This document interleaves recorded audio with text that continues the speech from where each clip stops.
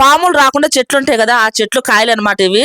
పాములు రాకుండా చెట్ల అని మీకు డౌట్ రావచ్చు, ఉంటాయండి. అది అందరికీ తెలియదు, మాకు కూడా ఈ మధ్యనే తెలుసు. మా వారికి భలే భలే డౌట్లు వస్తాయి. ఒక ఆమెనిందంట అవి పాము రాకుండా చెట్టు కాయలు అయ్యాయి తీసుకుపోయి చెప్పిందంట. మరి మనం పెట్టిన చెట్టు ఏంది, మనం పెట్టింది కూడా అదే కదా అని నేనంటే, తీసుకొచ్చేది పరీక్షగా చూసుకుంటున్నాడు. రెండు ఒకటే, ఆమె ఇచ్చిన కాయలు మనం పెట్టిన చెట్టు కూడా అదేను.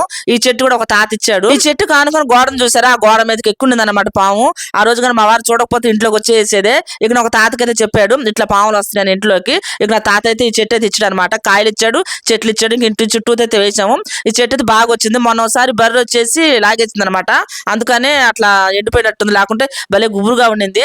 ఇక మా వారికి ఇంకా డౌట్ తగ్గలేదు, దాని ఇత్తనాలు చూసుకుంటున్నాడు. రెండు ఒకటే అమ్మాయని మళ్ళీ చెప్తున్నాడు. ఇంటి చుట్టూ పెట్టినా కానీ పెద్దగా చెట్లు అయితే రాలేదు. ఇక్కడేమో నేను ముగ్గేస్తా కదా, రోజు నీళ్లు కొడతాను, బాగా అయితే వచ్చేసింది.